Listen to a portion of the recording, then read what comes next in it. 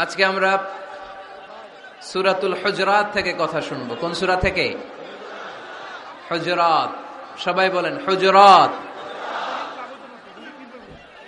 হুজরাত শব্দটা হুজরা শব্দের প্লুরাল, অর্থ হচ্ছে কামরা। মসজিদে ইমাম সাহেবের হুজরা আছে না নাই? ইমাম সাহেবের কামরা আছে না? আছে। তা আল্লাহর রাসূল সাল্লাল্লাহু আলাইহি সাল্লামের এরকম হুজরাখানা ছিল। এট এ টাইমে আল্লাহর হাবিব সাল্লাল্লাহু আলাইহি সাল্লামের 9টা হুজরাখানা ছিল, যেখানে 9 জন বিবি বসবাস করতেন। কিছু বেদুইন লোকজন এসে কেমন করে বিশ্বনবী সাল্লাল্লাহু আলাইহি ইসলামের সাথে আচরণ করতে হবে এটা জানতো না। তাদের মধ্যে সভ্যতা ভব্যতার ছোঁয়া স্পর্শ লাগেনি।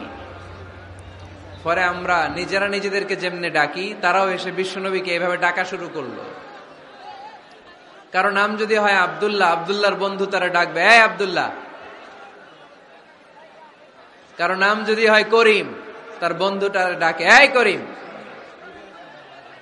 কারো নাম যদি হয় আবু বকর, তার বন্ধুটা ডাকে এই আবু বকর। কিন্তু বিশ্বনবী সাল্লাল্লাহু আলাইহি ইসলামকে কি এই মুহাম্মদ এইভাবে ডাকা যাবে? না, ডাকা যাবে না। যদিও তিনি মানুষ, কিন্তু অসাধারণ মানুষ। যদিও তিনি নবী, তিনি মহানবী, তিনি সব নবীদের নবী, ঠিক কিনা? As a father, as a teacher, as a commander, as a lawgiver, as a lawmaker, Muhammad is the superman of the world. সুবহানাল্লাহ পড়েন। আমার নবীর চাইতে শ্রেষ্ঠ কোনো মানুষ গোটা বিশ্বে দ্বিতীয়টা হতে পারে? আমার নবীর চাইতে দ্য মোস্ট ট্রাস্টওয়ার্দি পার্সোনালিটি, বিশ্বস্ত মানুষ এই পৃথিবীতে হতে পারে? সে কোন বন্ধু বলো বড় বিশ্বস্ত, সে কোন বন্ধু বলো বেশি বিশ্বস্ত, কার কাছে মন খুলে দেয়া যায়, কার কাছে প্রাণ খুলে দেয়া যায়, হওয়া যায় অতি আশ্বস্ত, তার নাম আহমদ বড় বিশ্বস্ত। সুবহানাল্লাহ পড়েন। আল্লাহ শিখাতে চাইলেন, এই বেদুইন লোকেরা সাবধান, যাকে তোমরা ডাকছো তিনি সাধারণ মানুষ নন। তাকে ইয়া মুহাম্মদ উখরুজ ইলাইনা, এই মুহাম্মদ এই ঘর থেকে বের হয়ে আসো, এমন করে বেয়াদবের মতো ডাকা যাবে না। বিশ্বনবী সাল্লাল্লাহু আলাইহি ইসলামকে ডাকতে হবে ইয়া নবী আল্লাহ, ওনাকে ডাকতে হবে ইয়া রাসূল আল্লাহ, ওনাকে ডাকতে হবে ইয়া হাবিব আল্লাহ, ঠিক কিনা? শিষ্টাচার শিক্ষা দিলেন। আল্লাহ বুঝাতে চাইলেন, তোমরা যদি অপেক্ষা করতে অনেক ভালো হতো। ওয়ালাউ আন্নাহুম সাবারু হাত্তা তাখরুজা ইলাইহিম লাকানা খায়রাল লাহুম। আল্লাহর হাবিব সাল্লাল্লাহু আলাইহি ইসলাম দুপুরের খাবার খেয়ে গড়াগড়ি করছিলেন। আল কাইলুলা, টসিং এন্ড টার্নিং, এপাশ ওপাশ করা। শীতকালে দুপুরের খাবার খেয়ে বিছানায় শুইলে আরাম আছে না নাই? এটাকে কাইলুলা বলে। আল্লাহর হাবিব সাল্লাল্লাহু আলাইহি ইসলাম যখন কাইলুলা করছিল, ঠিক তখন লোকগুলো ডাকতে আরম্ভ করলো, ইয়া মুহাম্মদ উখরুজ ইলাইনা, হে মুহাম্মদ আসো। আল্লাহ বললেন, খবরদার, আমার নবীকে এইভাবে ডাকা যাবে না, বরঞ্চ আমার নবীকে তোমরা ডাকবে ইয়া নবী আল্লাহ, ইয়া রাসূল আল্লাহ, ইয়া হাবিব আল্লাহ বলে। সুবহানাল্লাহ পড়েন। আল্লাহর হাবিব সাল্লাল্লাহু আলাইহি ইসলাম যতক্ষণ না বের হয়ে আসে তোমাদের অপেক্ষা করা উচিত, সবর করা উচিত। আমরা অনেক সময় সবর করি না। ব্যাপার কি? আওয়াজ আবার বাড়তেছে কেন? এদিকে মাইকম্যান কই? মাইকম্যান এদিকে আসো তো, মাইকম্যান এদিকে আসো, আমার কাছে আসো। ভাই আওয়াজ করবেন না, এই আওয়াজ থামাতে থামাতেই এশার আজান হয়ে যাবে, আমি চলে যাব, আলোচনা শেষ, আমি চলে যাব। উপরে উঠাও, একটু উপরে, এদিকে এদিকে। আমি একটা কথা শুরু করলে এখানে চিৎকার চেঁচামেচি, আমি থামাবো, আবার শুরু করলে এটা হয় না। অল্প কয়েক মিনিট, লম্বা চোরা বক্তব্যের সুযোগও নাই। এশার আজান হবে একটু পরে, একটু উপরে উঠাও। আমি চাই পিন পতন নীরবতা। আরেকটু আরেকটু ব্যাস। আবার তো নিচে নেমে যাবে। আওয়াজ করো না, আওয়াজ করো না ভাই, আওয়াজ করো না।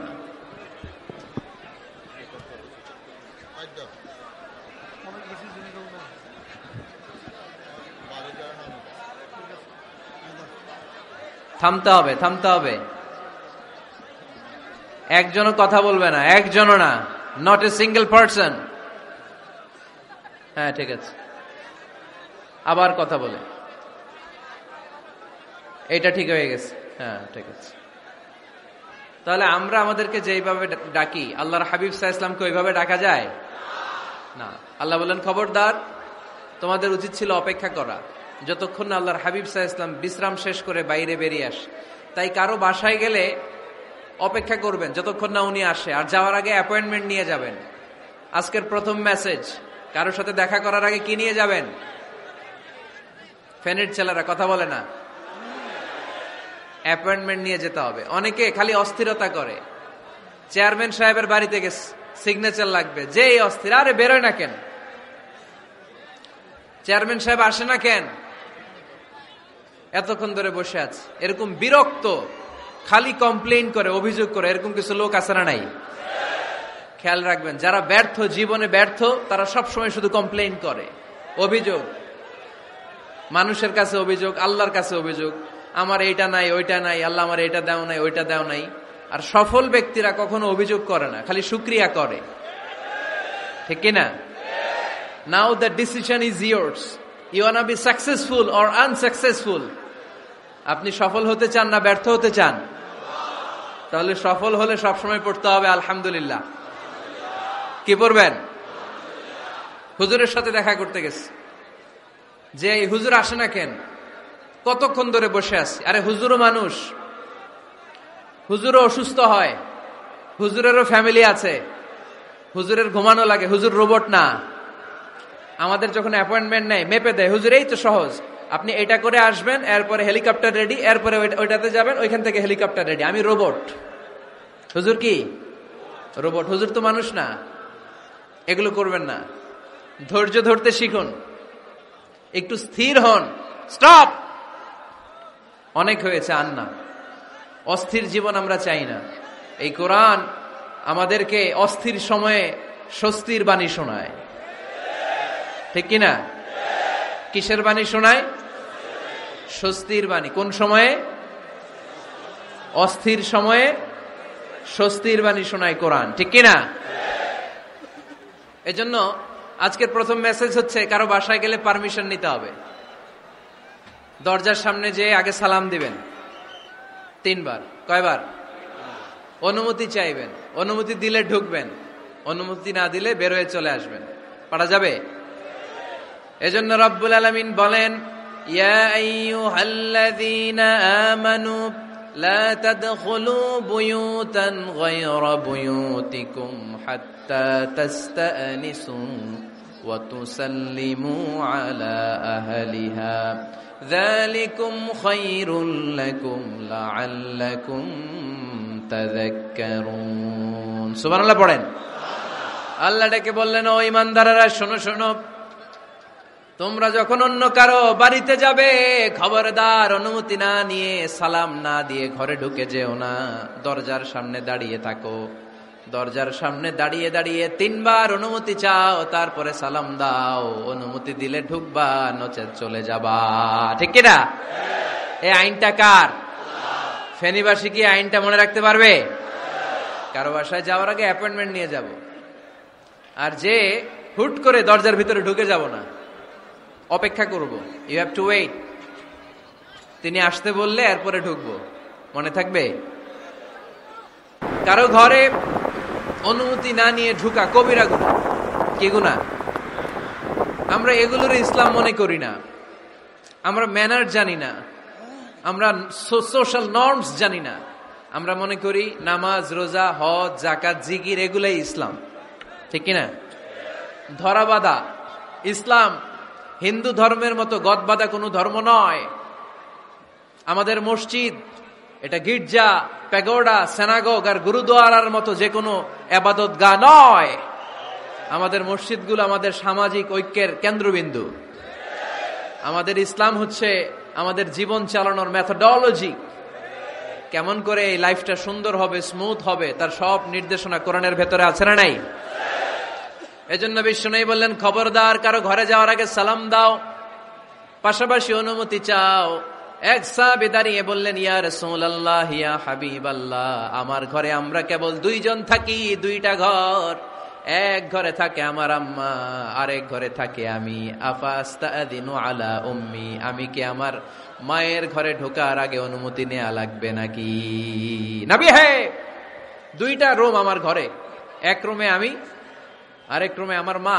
আফাস্তাদিনু আলা উম্মি, আমার মায়ের ঘরে যাওয়ার আগে অনুমতি নেওয়া লাগবে? আনা খাদিমুহা, আমি তো তার খেদমত করি, মায়ের ঘরে যাইতে অনুমতি লাগবে? বিশ্বনবী বললেন, নাআম ইস্তাযিন আলাইহা, হ্যাঁ অবশ্যই মায়ের ঘরে ঢোকার আগে অনুমতি নিয়ে ঢুকবা। সুবহানাল্লাহ পড়বেন না? সাহাবী বললেন, ইয়া রাসূলুল্লাহ, তিনি তো আমার মা, অনুমতি লাগবে কেন? বিশ্বনবী বললেন, আতুহিব্বু আন তারাহা উরিয়ানাতান, ও সাহাবী, তুমি কি তোমার মাকে উলঙ্গ দেখতে পছন্দ করো নাকি? সাহাবী বললেন, না, কশিন কালেও নয়, আমি কখনো আমার মারে উলঙ্গ অবস্থায় দেখতে পছন্দ করব না। বিশ্বনবী বললেন, তাহলে অবশ্যই অনুমতি নিয়ে ঢুকবা। যদি মারে উলঙ্গ দেখতে মনে না চায় তাহলে ঢুকবা, কারণ ঘরের ভিতরে কে কখন কোন পরিস্থিতিতে থাকে তার কোনো হিসাব আছে? এজন্য সালাম দিবেন, নক করবেন, অনুমতি চাইবেন, তখন নিজেকে নিজে ভিতরে যারা আছে, মহিলা হোক পুরুষ হোক, সামলে নিবে, গুছিয়ে নিবে, তারপরে আপনাকে ঢুকার ব্যবস্থা করে দিবে, ঠিক কিনা? তাহলে মায়ের ঘরে ঢুকতে হলে যদি অনুমতি লাগে, তাহলে বোনের ঘরে ঢোকার আগে অনুমতির দরকার আছে না নাই? আমার পাশের ঘর হচ্ছে আমার ভাইয়ের ঘর, ভাইয়ের ঘরে ঢোকার আগে অনুমতির দরকার আছে না নাই? কাজিন, চাচাতো বোন, খালাতো বোন, চাচাতো ভাই, খালাতো ভাই, পাশের ঘরের ভাবি, পাশের বাড়ির মানুষ, এদের ঘরে ঢোকার আগে অনুমতির প্রয়োজন আছে না নাই? খবরদার, খবরদার, এটা কবিরা গুনাহ। This is my first message to the people of Feni tonight. আজ রাতে ফেনীবাসীদের কাছে আমার প্রথম মেসেজ হচ্ছে, কারো ঘরে যাওয়ার আগে অ্যাপয়েন্টমেন্ট নিয়ে যাব, কখন তার সাথে দেখা করব আগে অ্যাপয়েন্টমেন্ট নিয়ে যাব, তারপরে যে দরজার বাইরে দাঁড়িয়ে পারমিশন চাইবো, মানে অনুমতি নিব, তারপরে সালাম দিব, এরপরে ঘরে ঢুকবো। পারা যাবে? ইনশাল্লাহ পড়তে পারবেন না আওয়াজ করে? আজকে আলোচনার বিষয় হচ্ছে সূরাতুল হুজুরাত। সূরার নাম কি? হুজুরাত। এটা মাদানী সূরা। কি সূরা? এটা কোরআনের 49 নম্বর সূরা। কত নম্বর সূরা? এই সূরায় মোট আয়াত আছে 18টি। কয়টি? এবার আমি প্রশ্ন করব, উত্তর দেন। এই সূরায় মোট আয়াত সংখ্যা কয়টি? 18টি। এটি কোরআনের কততম সূরা? 49তম সূরা। আর সূরাটা মাক্কি সূরা। কি সূরা? মাদানী সূরা। এই সূরাটাকে বলা হয় সামাজিক রীতিনীতির সূরা। সোশ্যাল নর্ম শেখানো হয়েছে এই সূরায়। কেমন করে সমাজের শান্তি শৃঙ্খলার ভারসাম্য অক্ষুণ্ণ থাকবে সে ব্যাপারে এই সূরাতে আল্লাহ তাআলা কিছু দিক নির্দেশনা দিয়েছেন। আমাদের সমাজের ভারসাম্য ঠিক নাই, শান্তি নাই, সুশৃঙ্খলা নাই, শুধু মারামারি, জিঘাংসা, কিলাকিলি, হিংসা, বিদ্বেষ, বিশৃঙ্খলা। এই হিংসা, বিদ্বেষ, বিশৃঙ্খলা, মারামারির বিপরীতে সমাজের সাম্য, ভ্রাতৃত্ব, ভালোবাসা, সুশৃঙ্খলা আর ভারসাম্য কিভাবে অক্ষুণ্ণ রাখা যায় সেজন্য আল্লাহ তাআলা এই সূরার ভেতরে 10টা গাইডলাইন দিয়েছেন। কয়টা? সবাই বলতে হবে, কয়টা? 10টা। প্রথম গাইডলাইন হচ্ছে আল্লাহ তাআলা বলছেন, খবরদার যারা বিশ্বাসী বলে নিজেদেরকে দাবি করো, আল্লাহ আল্লাহর রাসূলের নিয়মের বা আইনের উপর দিয়ে টপকে যেও না। আল্লাহ আল্লাহ রাসূল যেটা বলেছে এটাই ফাইনাল, ঠিক কিনা? রব্বুল আলামিন বলেন, ইয়া আইয়ুহাল্লাযীনা আমানু লা তুকদ্দিমু বাইনা ইয়াদাইল্লাহি ওয়া রাসূলিহি ওয়াত্তাকুল্লাহ ইন্নাল্লাহা সামিউন আলীম। পড়েন সুবহানাল্লাহ। আল্লাহ বললেন, যারা বিশ্বাসী বলে দাবি করো, খবরদার আল্লাহর দেয়া বিধান আর আমার নবীর দেয়া বিধান, এই বিধানগুলাই ফাইনাল। এই ফাইনাল কথার পরে মুমিনের কোনো কথা থাকতে পারে? আল্লাহ যেটা বলেছে, আল্লাহ রাসূল যেটা বলেছে সেটাই ফাইনাল। আওয়াজ করে বলতে হবে, সেটা কি? এটা ফাইনাল। এরপর আর নতুন কোনো কথা নাই। যখনই বলা হবে আল্লাহ বলেছে, রাসূল বলেছে, আমরা বলবো আমান্না সামি'না ওয়া আতা'না, আমরা শুনলাম, মানলাম, বিশ্বাস করলাম, আমাদের পক্ষ থেকে আর দ্বিতীয় কোনো কথা নাই, ঠিক কি না? এজন্য আল্লাহ বললেন, খবরদার, আমি আর আমার রাসূল যেটা দিয়েছি সেটাই ফাইনাল। অতিরিক্ত বুঝতে যেও না, ওভার স্মার্ট সাজতে চেও না, আমি আল্লাহর দেয়া নবীর দেয়া বিধানের সামনে অ্যাডভান্স হতে যেও না, কারণ আমি আল্লাহ আর আমার রাসূল যেই নিয়ম দিয়েছি সেটাই ফাইনাল, সেটাতেই বরকত। কোন মুমিন বান্দাবান্দীদের কাছে যখন আল্লাহ আর আল্লাহর রাসূলের কথা বলা হয়, তাদের কাছে এটাই ফাইনাল, ঠিক কি না? ওমা কানা লিমুমিনিন ওয়ালা মুমিনাতিন ইযা খাদাল্লাহু ওয়া রাসূলুহু আমরান আইয়াকুনা লাহুমুল খিয়ারাতু মিন আমরিহিম। মুমিন নরনারীর কাছে যখন বলা হবে এটা আল্লাহর কথা, আল্লাহর রাসূলের কথা, এটাই ফাইনাল। এরপরে মুমিনের আর নতুন কোন চয়েস থাকতে পারে না। আল্লাহ বলেছে 5 ওয়াক্ত সালাত জামাতের সাথে আদায় করো, এটাই ফাইনাল, ঠিক কি না? আল্লাহ বলেছেন চুরি করলে চোরের হাত কেটে দাও। বিশ্বনবী জীবদ্দশায় চোরের হাত কেটে দেখিয়ে দিয়েছেন, চুরি করলে হাত কেটে দাও, এটাই ফাইনাল, ঠিক কি না? আল্লাহ নিয়ম জারি করেছেন, ও নারীরা পর্দা করে ঘর থেকে বের হও, এর উপরে কোনো কথা নাই, জোরে বলেন ঠিক কি না? আল্লাহ আইন করে দিয়েছেন রমাদানের 29 দিন কিংবা 30 দিন রোজা রাখবা, এটাই ফাইনাল, এরপরে কোনো কথা নাই, জোরে বলেন ঠিক কি না? যারা সম্পদশালী হয়েছ, বছরান্তে 2.5% যাকাত দিবা, বিধানটা কার? এটাই ফাইনাল, এরপরে কোনো কথা আছে? তার মানে আল্লাহ আল্লাহ রাসূল যেটা দিয়েছে এটাই ফাইনাল, এটাই সর্বোৎকৃষ্ট, এর চেয়ে উৎকৃষ্ট আর ভালো হতে পারে না, এটাই শ্রেষ্ঠ। এক সাহাবী বলল, আসুমুদ্দাহার, আমি সারা বছর রোজা রাখবো, রোজা ভাঙবো না। আরেক সাহাবী বলল, আ'তাজিলুন নিসা, আমি আমার বউয়ের কাছে যাব না, আজীবন বৈরাগ্য জীবন যাপন করব। আরেক সাহাবী বলল, উসল্লিল লাইলা কুল্লাহ, সারা রাত তাহাজ্জুদ পড়ব, ঘুমাবো না। এই কথা শুনে বিশ্বনবী রেগে গেলেন। বিশ্বনবী বললেন, কে কে বলেছে এই কথা যে সারা বছর রোজা রাখবে, সারা রাত তাহাজ্জুদ পড়বে, স্ত্রীর কাছে যাবে না? ইন্নী আখশাকুম লিল্লাহি ওয়া আতকাকুম লাহু, নিশ্চয় আমি তোমাদের চাইতে আল্লাহকে বেশি ভয় করি। আমি বিশ্বনবী সবচেয়ে বড় মুত্তাকি, আমি বিশ্বনবী সবচেয়ে বড় বুজুর্গ, আমি বিশ্বনবী সবচেয়ে বড় আল্লাহওয়ালা। তো আমি এত বড় আল্লাহওয়ালা হয়ে আমি 11 জন স্ত্রী রেখেছি, আমি এত বড় আল্লাহওয়ালা হয়ে রাতে তাহাজ্জুদও পড়ি, আবার কিছু অংশ ঘুমাই, আমি এত বড় আল্লাহওয়ালা হয়ে বছরে কিছু সময় রোজা রাখি, মাঝে মাঝে রাখি না। তা আমি ব্যালেন্স করে জীবন ধারণের পরে আমার আল্লাহওয়ালাগিরিতে কোনো সমস্যা হয় নাই, আমার নবী হতে সমস্যা হয় নাই। তোমাদের সমস্যা হলো কেন? তোমরা কোত্থেকে এটা শিখেছো? আমি বিশ্বনবী যেটা শিখিয়েছি এটাই ফাইনাল, এর চেয়ে শ্রেষ্ঠ কোনো কাজ আর হতে পারে না, চিল্লায় বলেন ঠিক কি না? ফজরের ফরজ নামাজ কয় রাকাত? আওয়াজ করে বলেন। বিধানটা কার? আপনি যদি বলেন আমি একটু বাড়ায় পড়বো, 3 রাকাত পড়বো, সওয়াব বেশি হবে না? কারণ আপনি অ্যাডভান্স হয়েছেন। লা তুকদ্দিমু বাইনা ইয়াদাইল্লাহি ওয়া রাসূলিহি, খবরদার আল্লাহ আল্লাহ রাসূলের উপর অ্যাডভান্স হয়ো না। রমাদানের রোজা 30টা, আপনি যদি বলেন 35টা রাখবো, ফেনীর ভাইয়েরা, রমজানের পরে আরো 5টা যদি একাধারে রাখেন, রমজান মনে করে আল্লাহ কবুল করবে? কবুল করবে?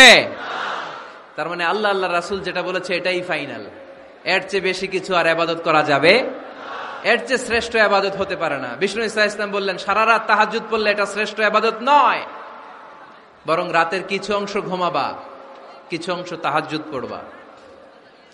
আইয়ামুল বীজের রোজা রাখবা, সোম আর বৃহস্পতিবার রোজা রাখবা, আরাফার রোজা রাখবা, আশুরার রোজা রাখবা, শাওয়ালের 6 রোজা রাখবা।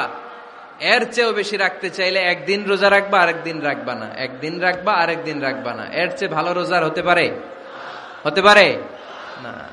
আল্লাহর হাবিব সাল্লাল্লাহু আলাইহি ওয়াসাল্লাম বললেন, সেই শ্রেষ্ঠ যে স্ত্রীদের সাথেও মেলামেশা করে আবার ইবাদতও করে। ইসলামের মধ্যে ভারসাম্য আছে না নাই? তাহলে বোঝা গেল আল্লাহর হাবিব সাল্লাল্লাহু আলাইহি ওয়াসাল্লাম আল্লাহর সবচেয়ে কাছের, তিনি সবচেয়ে বড় মুত্তাকি। ফেনীবাসী আওয়াজ করে বলেন তো, আমার নবীর চাইতে বড় মুত্তাকি হওয়া যাবে? আমার নবীর চাইতে বড় আল্লাহওয়ালা হওয়া যাবে? নামাজ কেমন করে পড়তে হয় এটা নবী শিখায় গিয়েছেন, এর চেয়ে বেশি কিছু করা যাবে? জিকির কেমন করে করতে হয় এটা বিশ্বনবী শিখিয়ে গিয়েছেন কি জান নাই? বিশ্বনবীর শিখানো পন্থার বাইরে নতুন পন্থায় জিকির করা যাবে? তাহলে আল্লাহ এবং আল্লাহ রাসূল যা শিখিয়েছে এটাই ফাইনাল। আল্লাহ রাসূলের কথার উপরে আমরা দ্বিতীয় কোনো কথা বলতে চাই না। এটা হচ্ছে 1 নাম্বার গাইডলাইন। সমাজে যদি শান্তি আনতে চান এই গাইডলাইন মানতে হবে। বিশ্বাসীদের জন্য 2 নাম্বার গাইডলাইন হচ্ছে লা তারফাউ আসওয়াতাকুম ফাওকা সাউতিন নবী। খবরদার ওহে বিশ্বাসীরা, নবীর কণ্ঠের চাইতে যেন তোমাদের কণ্ঠ উঁচু হয়ে না যায়। আপনারা কথা শুনতেছেন? মনোযোগ আছে না গেছে? বনু তামিম গোত্রের নেতা কে হবে? আল্লাহর হাবিব সাল্লাল্লাহু আলাইহি ওয়াসাল্লাম পরামর্শ করছিলেন। সাইয়েদনা আবু বকর বললেন, আমার মতামত হচ্ছে এই লোকটা নেতা হলে ভালো হয়, যোগ্য লোক। উমরে ফারুক বললেন, না, উনি না। আবু বকর যেটা বলেছে ওইটা না, আমার মনে হয় এই লোকটা নেতা হলে ভালো হয়। আবু বকর বললেন, না ওমর তুমি বুঝো না, আমি যারে বলছি সে ভালো। উমরে ফারুক বলে, না আবু বকর, আমি যাকে বলেছি সে ভালো। এরকম মতামত দিতে দিতে, তর্ক করতে করতে বিশ্বনবীর গলার চাইতে সাহাবীদের গলার আওয়াজ বড় হয়ে গিয়েছে। আল্লাহ এটা আরশের উপর থেকে বরদাস্ত করে নাই। আল্লাহ বলেছেন, খবরদার, লা তারফাউ আসওয়াতাকুম ফাওকা সাউতিন নবী। নবীর কণ্ঠের চাইতে তোমাদের কণ্ঠ যেন উঁচু হয়ে না যায়। আমার নবীকে আমি তোমাদের বন্ধু বানিয়েছি, তোমাদের কাছে রেখেছি, তার মানে এই নয় যা মন চায় তাই নবীর সাথে আচরণ করবা, ঠিক কি না? কখনো যেন নবীর কণ্ঠের চাইতে কণ্ঠ উঁচু হয়ে না যায়। যদি নবীর গলার আওয়াজের চাইতে তোমাদের গলার আওয়াজ উঁচু হয়ে যায়, তোমাদের জীবনের সব নেক আমলগুলোকে আমি বাতিল করে দেব। আল্লাহ ধমক দিয়ে বললেন, খবরদার, ইয়া আইয়ুহাল্লাযীনা আমানু লা তারফাউ আসওয়াতাকুম ফাওকা সাউতিন নবী ولا تجهروا له بالقول كجهر بعضكم لبعض أن تحبط أعمالكم وأنتم لا تشعرون পড়েন সুবহানাল্লাহ। আল্লাহ বললেন, খবরদার, আমার নবীর কণ্ঠের চাইতে যেন তোমাদের কণ্ঠ উঁচু হয়ে না যায়। আমার হাবিবের কণ্ঠের চাইতে তোমাদের কণ্ঠ যদি উঁচু হয়ে যায়, বেয়াদবি হয়ে যাবে, ফলে তোমাদের সব নেক আমল বাতিল করে দিবে কে? এই আয়াত নাজিল হওয়ার পরে সাহাবারা কেউ বিশ্বনবীর সামনে এসে বড় গলায় কথা বলে না, আস্তে আস্তে বলে। কেমনে বলে? ওমরে ফারুক এই আয়াত শুনে এত ভয় পেলেন, তিনি বিশ্বনবীর কাছে কোনো কথা নিয়ে আসলে ফিস ফিস করে বলতেন। বিশ্বনবী শুনতে পেতেন না, বলতেন, এই ওমর কি বলছো, বুঝি নাই, জোরে বলো। ওমরে ফারুক সাউন্ড বাড়িয়ে জোরে বলতেন। বিশ্বনবী বলতেন, এই কি বলেছ, এদিকে আসো, জোরে বলো, আমি শুনতে পাচ্ছি না, ওমর আরো জোরে বলো। ওমরে ফারুক আবার একটু সাউন্ড বাড়িয়ে আবার বলতে আরম্ভ করতেন। বিশ্বনবী বলতেন, আমি শুনতে পাচ্ছি না, জোরে বলো। সুবহানাল্লাহ পড়েন। ভয়ে আন তাহবাতা আমালুকুম ওয়া আনতুম লা তাশউরুন। খবরদার, নবীর কণ্ঠের চাইতে যদি কণ্ঠ উঁচু হয়ে যায়, সব নেক আমল বাতিল করে দিবে কে? আপনারা যারা হজ উমরা করেছেন, হজ আর উমরা করতে পেরেছেন কারা কারা দেখি? মাশাআল্লাহ। যারা করতে পারি নাই আমরা, আমাদেরকেও যেন আল্লাহ তাআলা তৌফিক দান করে, আমরা পড়ি আমিন। আমরা যেন কাবার চারপাশে তাওয়াফ করতে পারি, সাফা মারওয়ায় যেন সাই করতে পারি, আল্লাহর হাবিব সাল্লাল্লাহু আলাইহি ওয়াসাল্লামের কবরের সামনে দাঁড়িয়ে যেন আমরা সালাতু সালাম পাঠ করতে পারি। আওয়াজ করে পড়তে হবে আমিন। বিশ্বনবী সাল্লাল্লাহু আলাইহি ওয়াসাল্লামের কবরের উপরে এই আয়াতটা লেখা, যে আয়াত নিয়ে আমি এখন আপনাদের সামনে আলোচনা করছি। লা তারফাউ আসওয়াতাকুম ফাওকা সাউতিন নবী। দেখছেন না হাজী সাহেবরা, দেখে আসছেন না? আপনি যখন মসজিদে নববীতে নামাজ পড়বেন, আল্লাহর হাবিব সাল্লাল্লাহু আলাইহি ওয়াসাল্লামের কবর জিয়ারতের জন্য যখন রওনা হবেন, সর্বপ্রথম বাম দিকে